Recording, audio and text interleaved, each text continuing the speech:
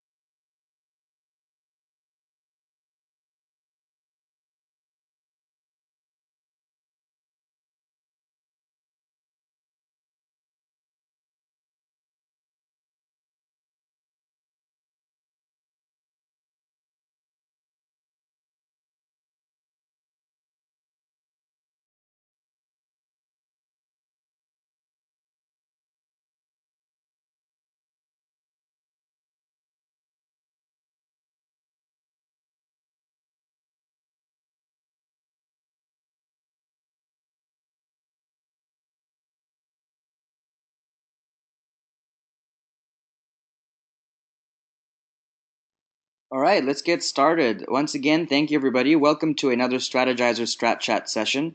Today's topic is an interesting one. You might have seen it around on our blog, in the email newsletter, or even on social media. And it's a new project that Strategyzer co-founder Alex Osterwalder has started with a few collaborators, including his own family. And that's the Biz4Kids business model generation comic for kids. We're going to be talking about the journey in creating this new project and this new book, the learnings, the challenges, and some of the successes along the way.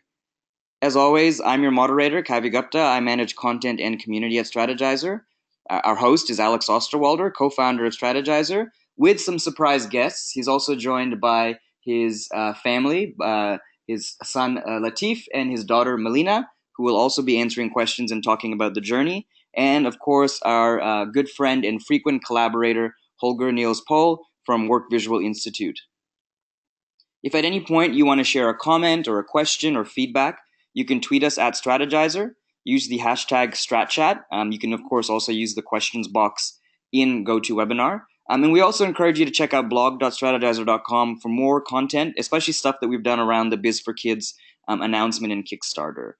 With that, I'm going to hand the share screen to Holger.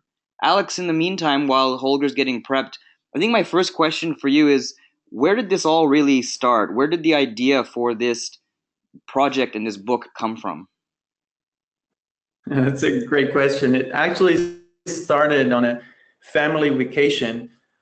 We were away, it was a fall vacation for the kids, so we went to the beach in Morocco, and I thought, well, I want to explain a little bit more to my kids what I'm doing, so I explained the tools at the center of my work and at the center of Strategyzer, of course. I explained it to them, the business model canvas and the value proposition canvas, to start with the basic tools.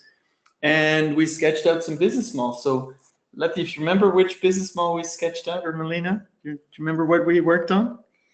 Yeah, I remember I chose the snowboard shop because I thought it was something that I liked a lot. And then you started explaining, and I started to understand, and that's kind of how it started with me. Was it difficult to do the business model canvas? Well, yes, because I had never done it before, and I really didn't know a lot about business, but now I understand it a bit better. It was really surprising to me how quick Latif and Melina actually picked it up. Melina, do you remember which business model we worked on? Yes, at first it was the candy shop. And the first time you explained me, I didn't really understand. And after the second time, yes. So they picked it up pretty quickly. And, I think if children can understand it so quickly, it should be an easy thing for managers. But it's actually the same kind of quest, if you want, to better understand business models. So, that was a starting point. And then we kind of came up with the idea, I don't remember exactly, to come up with a comic book. Do you guys remember when that actually emerged? I just all of a sudden was there. Yeah, I'm not sure, but it might have been when we came back that you thought about it, and then we said, yeah, why not? But I'm not sure exactly. So we started out with the comic book project, and for me it was really important because I could spend more time with my children and not just in quotes, going to the movies or going skiing or just really working on something.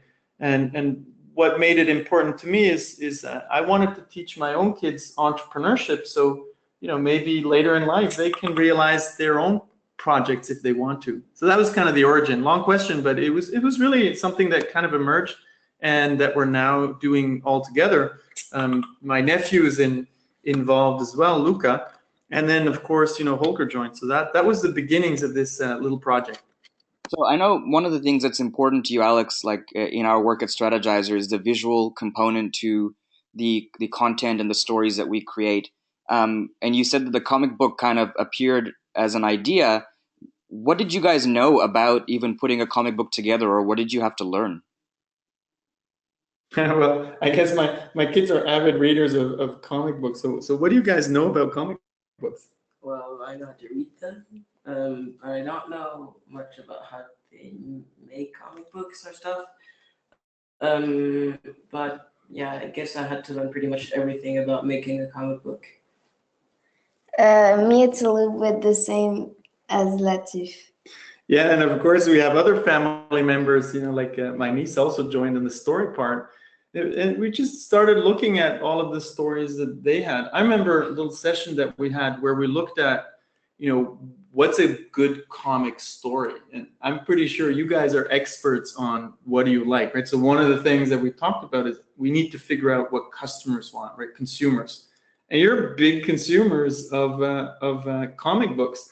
What do you need to have in a good comic book? Any ideas? What are the things that are important for you in a good comic book? I like when it has action and the suspense. Yeah, perfect. What about you, Latif? Well, for me, the story is important. It has to make sense, and it has to be interesting. I also like it when it teaches me some stuff, like for example, this comic book. I would like it for sure. And I also like when the characters are interesting, and they have a cool story or stuff like that. Yeah, and one of the things that we did do, this was actually the second time, because at the beginning it was really a vacation project. We sketched out a customer profile on a wall. That was on ski vacation. And they put up the jobs, pains, and gains of comic book readers because my kids are, big comic book readers. I remember a very memorable thing that was a surprise to me when I asked them, well, what's a big pain?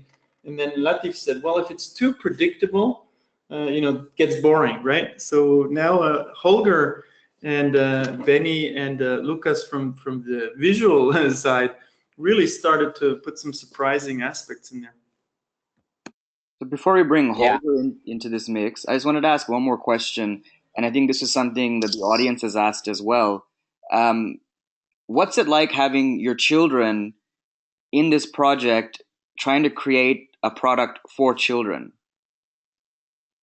Yeah, so I'm going to answer from my perspective, but probably the more interesting question also for the audience is, and we'll see if my kids kind of answer honestly, how is it for them to participate in a project with their dad, right? At the end of the day, it's still work, right? So there have been moments where, everybody was a bit tired. Some sessions can get very long. You might want to talk about Berlin a little bit. So fun, ups and downs, also pains, it's still at the end of the day work, but it was really awesome so far, I think, to do stuff together. I enjoy doing things with my kids. It seems that they enjoy quite a bit doing stuff with me as well. But I remember one particular session in Berlin. It was pretty long, it was pretty difficult. Maybe you want to share how it was, for you, Latif, at the Berlin session, and then you maybe, Melina, what did you enjoy? What was a bit more difficult? Well, at the Berlin session, it was pretty fun, but it was very long. And so I remember we had to work like for 10 hours. And at the end, we had a 3-minute video. So it was fun, good times, but it was very, very long. Yeah, so it was about creating this Kickstarter video, and it just took very long, right? But that's in particular what I also really want to give my kids. You know, we see all these cool videos online and Kickstarter campaigns. They're 2-3 minutes long. They look amazing and they look like kind of seamless, but you know, we had to put 10 hours of filming in there so to get it to work. Malina, what was one of the things that you liked or disliked in the project so far? I didn't really like because sometimes I didn't really know the questions, and I liked seeing people drawing really cool things. Cool, cool. Holger, when you joined the project, so just for the audience to know, I mean, Alex, we have a very long relationship with Holger and the visual work that he does at our master classes sometimes, or at the boot camp, and as well as for other types of content. When you were approached with this, Holger, how did you know where to start? I mean, like, where did you start? Yeah, that's a good question. I'm not so sure. So Alex told me about the idea that he had after the vacation. So he said to me, like, yeah, I tried to explain the Biz small canvas to my kids, and we kind of like got the idea to create a comic. Would you be willing to explore what we could do with this idea? Could we scale this? Could we do something with it? Would it be worth spending our time on? I mean, I'm a regular comic reader still, and I would assume that a lot of parents, and even not parents but adults, are reading comics too. And of course, I was directly like sucked into the idea to say, yeah, let's try to make something in it. I think it was pretty sharp after the first idea came up in the vacation. Alex sent me like an SMS, like, I have a cool idea, would you join? From that point onward, I'm kind of curious to know, maybe Alex, you and Holger can both talk us through this, the process by which you decided, what the Kickstarter project was going to be, as in, what were you going to promote to the audience for them to be interested enough to want to fund it? Yeah, so maybe just one starting point, which I got my nephew and my niece involved as well. Then my sister was always asking, okay, so what is what are all the stories? What's the finished product? And what I'm trying actually to kind of get my kids to embrace and to teach in general to executives the same way I'm trying to teach it to my kids is that, well, first we want to get some evidence that people actually want this, that kids might be interested, the parents might be interested, the teachers might be interested. So the Kickstarter campaign, and even before just a landing page, was really a way to test, is there any interest? So before kind of executing and making these stories and Holger and his team drawing them, we really wanted to first create something relatively lightweight, a little bit of story aspects, a little bit of the concept, some of the characters, just to test the idea, to see if there's enough traction to really realize this idea. Because this is really counter to how people do innovation and entrepreneurship today, and how things are taught at school in general. Like, we teach kids to find the right solution and then execute by being really careful. Now, innovation is a bit different. You don't know if things are going to work. So before kind of refining your idea and making the perfect thing and spending a lot of time and energy, you actually just want to get feedback from the market, from the stakeholders, from customers, consumers, if there's any traction. And only then do you want to continue with the project. So this is what was really important for me to say, no, we're not going to just make this thing. This is entrepreneurship. We're going to figure out if people want it. We're going to do a little experiments. The Kickstarter campaign is an experiment to see if this has traction. And just last weekend with the kids, we were hanging out in a park and looking at the statistics and kind of debating, how much traction does this project have? We funded the project, but are these enough people, or do we think there are enough people to really kind of get this out to in a larger market, or is this too little? So we really had conversations around this experiment. Is this working or not? So the Kickstarter campaign for us was, well, of course, a way to fund the project, but definitely also a way to really see, should we even pursue this project that, of course, is fun, that we love. I mean, we all love creating stuff, but we don't know if the world needs this, right? There are a lot of comic books out there. Our kids have a lot of comic books. you know, maybe that doesn't need another one. So this was really a way of testing. And then together with the kids and Holger, we really started to sketch out a couple of stories, try to get the concept across in video. So maybe Holger can talk a little bit about that process. And now we have some first evidence. So we were able to get the campaign funded, but it's not finished yet. Now we want to see how far we can push it, right? Yeah, that's absolutely true, Alex. And I mean, just to get the participants to understand what we are doing is, hopefully you see the comic spread now on screen. If you see this kind of comic spread, I could compare it with a very complex corporate product from whatever kind, a car industry or pharma. Of course, we don't need years for it, but to get to the point to show something like this, only 2 pages of comic spread. This takes hours and hours, days and weeks to get there, right? So the comic book itself, when you're talking about visual communication and getting something visual, the comic book is that thing that is most complex and complicated to produce. So the way we approached this project is quite interesting, because we had to produce something that people can kind of like build a relationship to, in terms of we have a good character, we have kind of an idea of a story, but actually we don't have it yet, because we first wanted to prove if this is a good idea. So we had to produce something that is kind of finished without having all of the backbone yet, because we are going into a co-creation process after this, right? So it started with a lot of sketches and a lot of tests, and I don't know how many sketches we delivered to Alex and his kids in terms of, look, we have this idea, and could we do it like this and that, and always back and forth. It's a quite complex project, even before we're doing the real job. And I think that's quite important for corporate innovation as well, that you sometimes feel you're doing something very solid, but you have to be prepared that you can throw everything away again, right? So what we see here as a comic spread could be that we see nothing that is on here in the final comic because we found a better solution. Yeah, and let me jump in for a second, because I think there's, you know, a couple of things that were very surprising to me that I learned from my kids. So I remember, you know, I started having this idea in my mind, you know, a comic book to teach business. And of course, you know, I had the adult perspective, and then all of a sudden I kind of realized, just talking with my kids and you know, just sensing what they found important and what they didn't, is realizing that no kid ever would buy a business comic, right? They're interested in the stories, and we need to put that at the center. So, you know, this is one of the iterations where I said, okay, story is the main thing.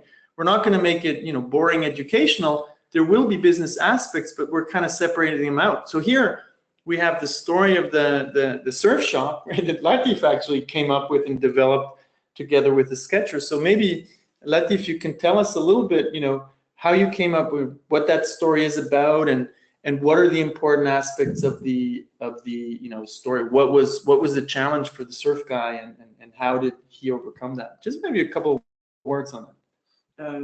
So basically, the story is about the story is about the main hero that goes to Australia, and then she starts. Then she goes to a surf shop, and she sees that the surf shop doesn't actually work that well, because the owner actually only sells boards with his face on them, which is not good, because not everybody likes his face, so not everybody will buy his boards. So basically, that's one of the aspects of business, is that if you don't sell something that customers want, then you won't get to sell enough. And that is something I remember I learned, because I knew that if you wanted to sell something to people, they had to like it, but I didn't know it was that important. And that is a story that I think explains pretty well what happens, what could happen if you're not careful with your business. But right, that was the business aspect, right? But I remember you kind of pushing back on the, you know, it's just about the business. So the superheroes work on the business aspect, but then they also fight somebody else, right? That's one of the ideas that came really from you guys around the villains. Maybe you can kind of touch on that. What's going on with the villains in this story beyond the business aspect?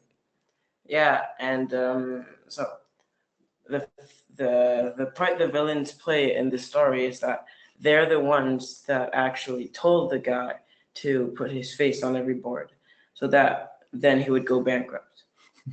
That's pretty cool, right? And then the villains, because they don't get the business part kind of, to fail, what else did they do, right? The real villains. Then they just decided to destroy the whole shop and pretty much everything around it. And then the superheroes come and rescue them, right? Exactly. So Melina, what was the story that you kind of got excited about? My project was on the wax museum. And what did we go do so you could better understand that? We went to London in the wax museum, and we speak with some people who knew the story of Madame Tussauds. Madame Tussauds, and after we saw the wax museum. And then there's going to be a whole story that we still need to develop, right? One of the things that we have to do now that the campaign is funded is to kind of really, figure out those stories, right? Mm-hmm. And without Holger and the team, Benny and Lucas, I think the stories wouldn't have taken the same shape, right? Maybe you can talk a bit about how this process worked, Holger. We gave some input, some of the kernel of the stories, and then you guys took over and really brought in the creativity to bring these stories to another level. Yeah, yeah, it's true, Alex.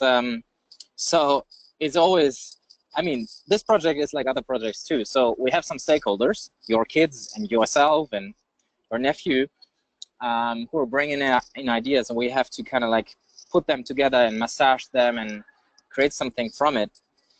And creating a story like this is a bit of a chaotic process. You have an idea, you start with it. Actually, when you see our story, first, we really focused on Sheldon and had a whole story around Sheldon for weeks. And then somehow, in the midst of the project, I don't even know why, we switched to Anna as the main character, right? It totally shifted. So everything we created up until then was kind of like for the trash, so to say. But so for us, it's quite important to do things like you see hopefully on the screen, mapping out everything that's kind of interconnected, and therefore understanding how the pieces will link together and create kind of a story and story flow in the end. Sometimes it's a very structured process. So when we decided on one of the story streams, we go into it and say like, how could we tell that story, right? How could we build that story in a visual way? How could Anna, for example, transform to a superhero? All these kind of like, you can take small pieces and then create those without thinking about the whole project in itself, because that would kind of overwhelm you in the workload. So just focusing for a few days on just how could she transform into business woman. But the most tricky part is, and perhaps I might explain the overall plot here, is to say, how is this all fitting together in the end? How can we make something that is, as you said in the beginning, not predictable, right? How can we create something that is kind of surprising, that is complex enough so that people don't understand everything from the first page on? So we had to design villains like Mr. Bankrupt, for example, and Martin Dax, who are his kind of like workforce to destroy everything that other people do in terms of funding businesses. We have 3 kids that are transforming into superheroes, and we have the stories where the supervillain kind of like wants to build evil plans to destroy businesses, and then kind of like the back and forth in the traditional story, but always trying to, as I show you this year, always trying to see what's the flow, what's happening here, what is happening behind the scenes as well, and what do we display. So the process is always, I mean, of course, very visual, but especially in this kind of things, it's so complex. So we have all of our walls covered with sketches, notes, ideas, sticky notes, all that kind of stuff to keep an overview. Because if you lose that kind of big vision, you're kind of lost in the process. Holger, I have a question regarding some of the characters. Why was it important to have like the good guys and the bad guys in this process, and what role do they play in helping readers understand the business stories? Yeah, it's a good question. So first of all, to have, I mean, we have two customer segments, so to say, here. So we have the readers who are kids, but we might have readers who are parents as well, that are reading the comics together with their kids to explain what's happening, for example, if the kids are a bit younger, and to walk them through the comic as well. So we had to have something that everybody can identify with. First of all, superheroes are a great way to transport something that's kind of like educational or insightful, because everybody of us perhaps wants to be kind of a superhero, or at least feels like, I could be a superhero in some of parts of my life. So this helps us to identify ourselves with the story more. We needed like main characters as kids because we have the kids in the focus, so it should be a story that is mainly drawn to the kids' perspective, that are then transforming to superheroes. So we have the kids as the characters because we need the kids to identify themselves with those characters, and then having a fantasy world of superheroes on the other side. So, but then, as you see in business as well, is everything works better if you have something you can hate, right? It could be another product, it could be a competitor, it could be customers who are not behaving like you want to, but it's always helpful to have someone you can blame for, right? So villains are especially very good for that one. You can like build those characters that everybody is saying like, this is so like, why do they do? They shouldn't, but they still. And how can we get rid of them? And somehow you need something to identify with. This is the bad side, because otherwise you can't tell a good story. It would be boring if everything is nice and smooth.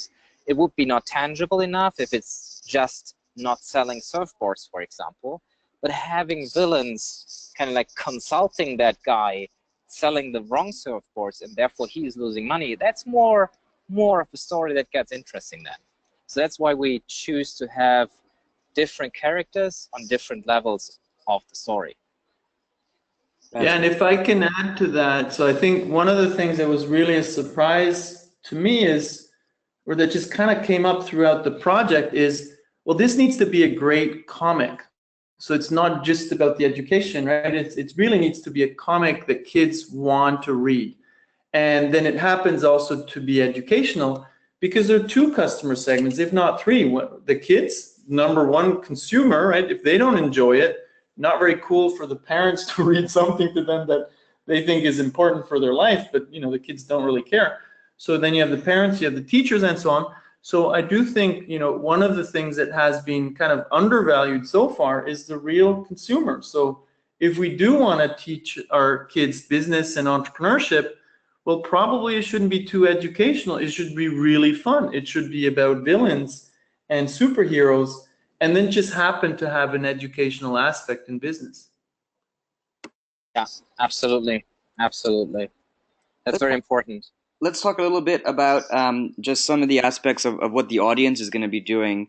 Some of the questions coming in from the attendees today is they're curious about the co-creation aspect of the book being published. What are you looking for in the people that are going to be, you know, funding that element of it? Because I know co-creation has been a big part of all the books that Strategyzer has done in the past. What role do you want these backers to play for this project?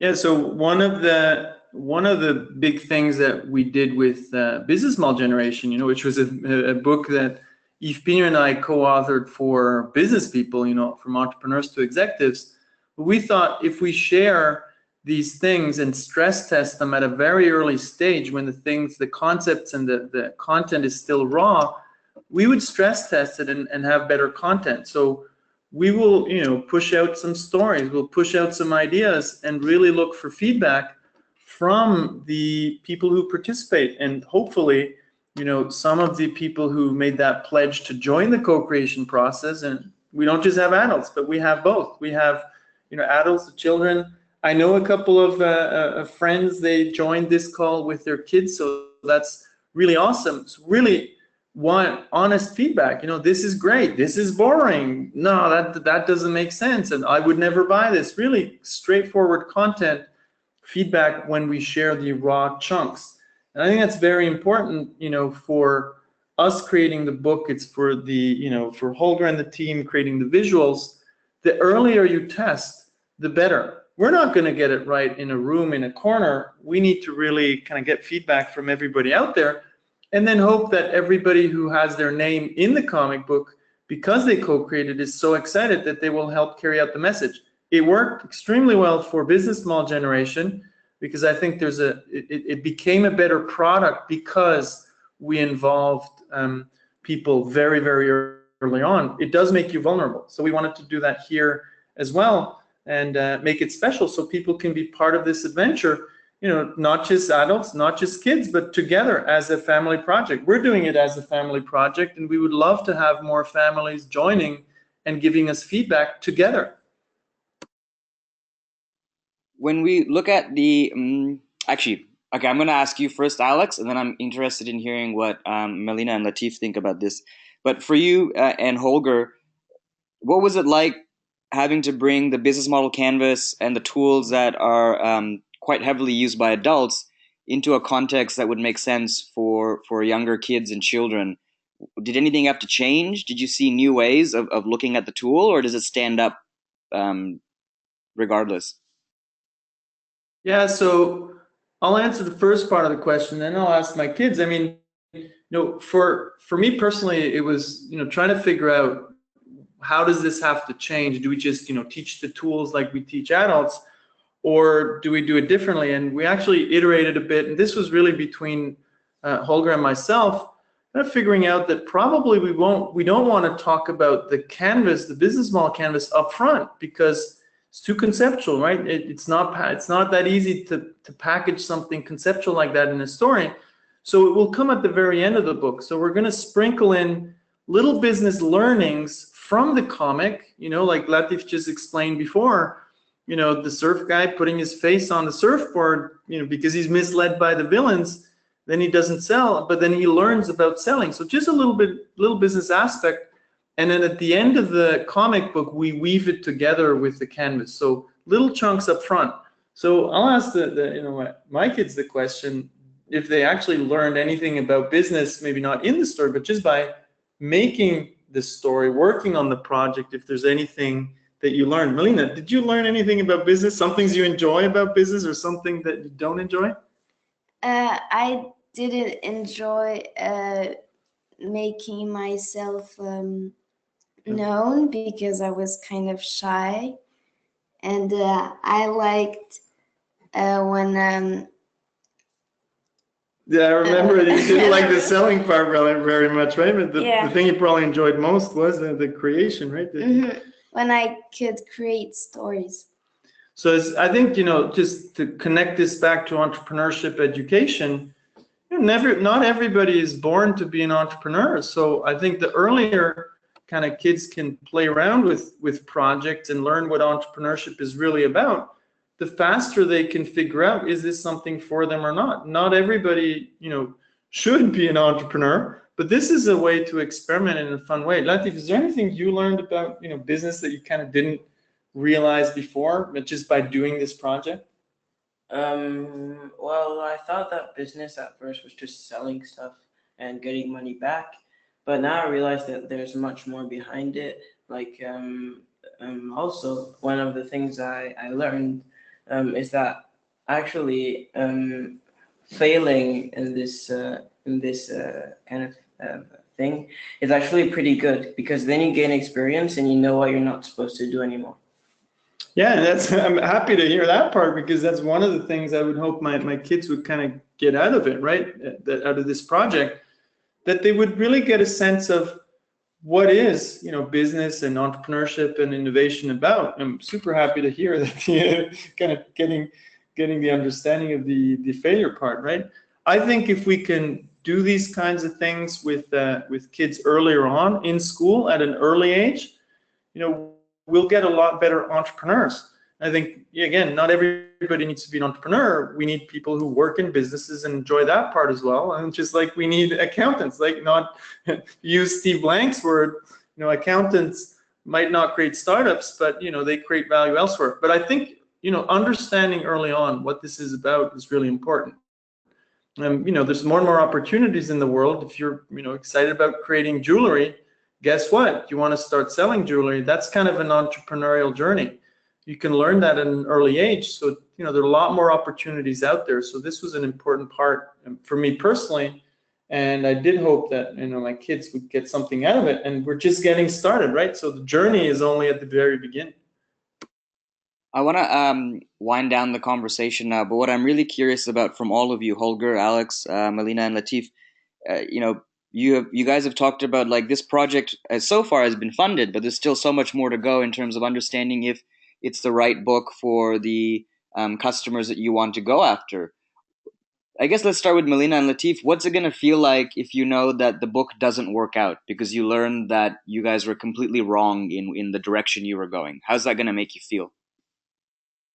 I will be a little bit sad, but kind of not happy, but I would learn something. I learned something that I don't need to do this.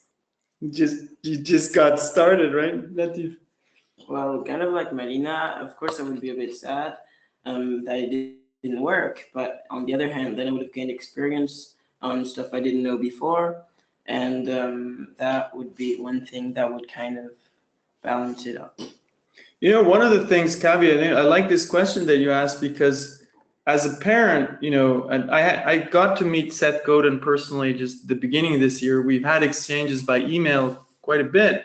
And he was talking about, failure and projects. And then he talked about his kids, how he educated them. So I was pretty inspired. I mean, that was definitely also one of the drivers.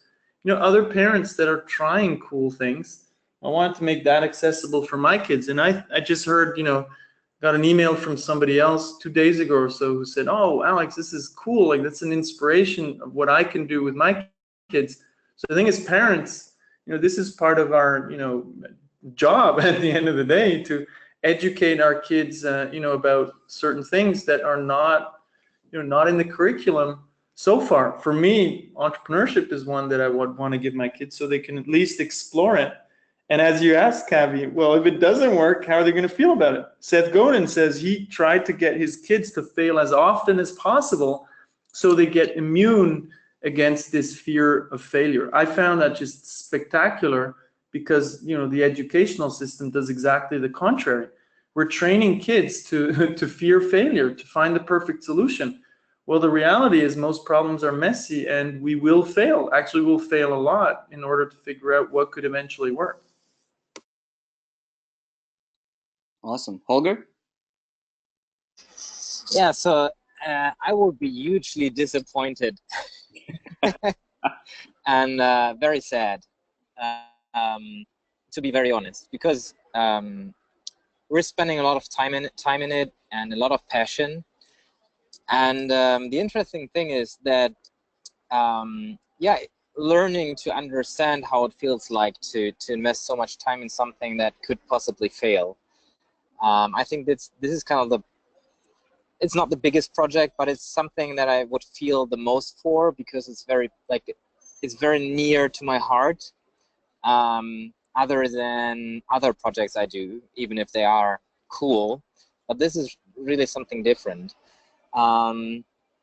So I feel making myself and us very vulnerable by putting this out and creating something that we like so much, and running into the danger of a big disappointment. That's for sure.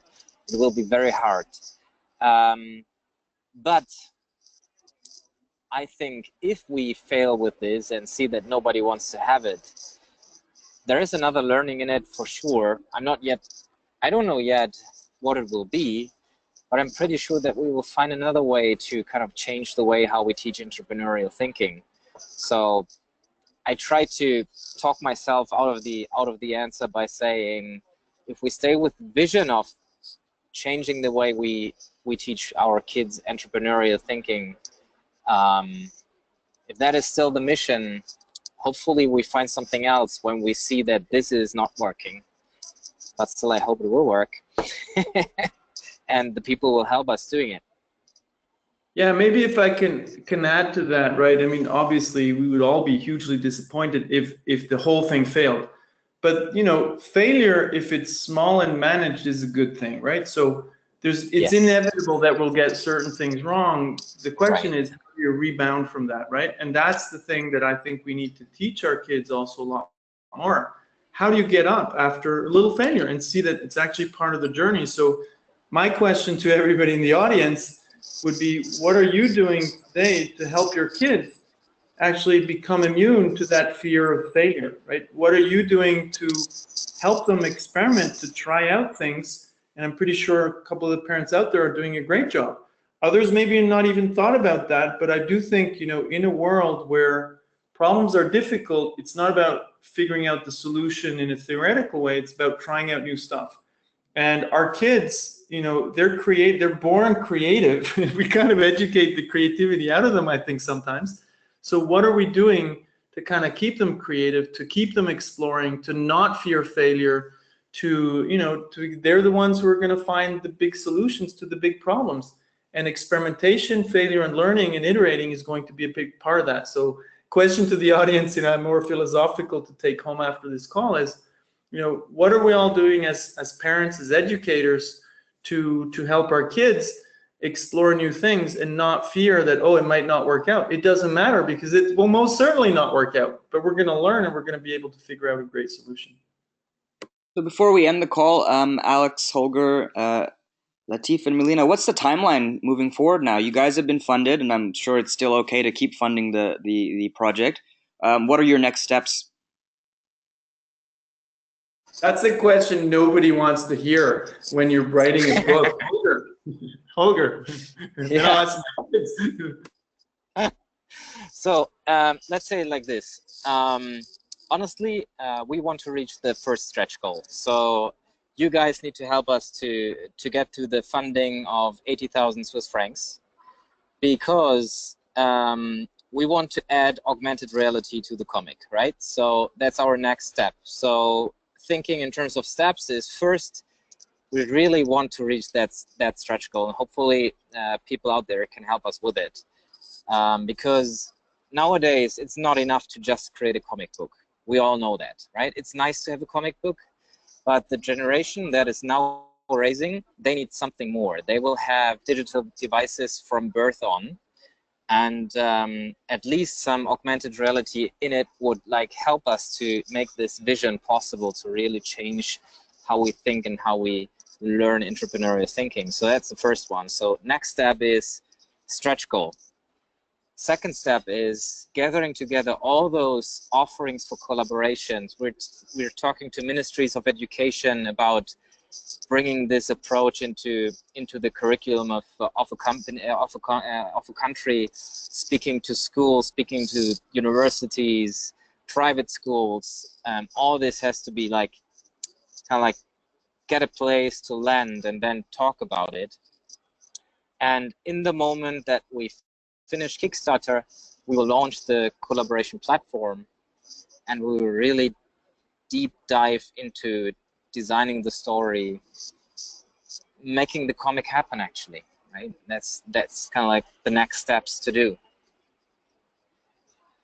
Okay, kiddos, when do you think the big part of the work is going to be done? I guess it's going to be during summer vacation, because now we still have to work for school. So the only long days we'll have to work will be during summer vacation. So yeah, You can hear the suffering in that, right? One of the facts of this project, it's fun, but it's still quite a lot of work. So part of the summer holidays are gonna go into the book.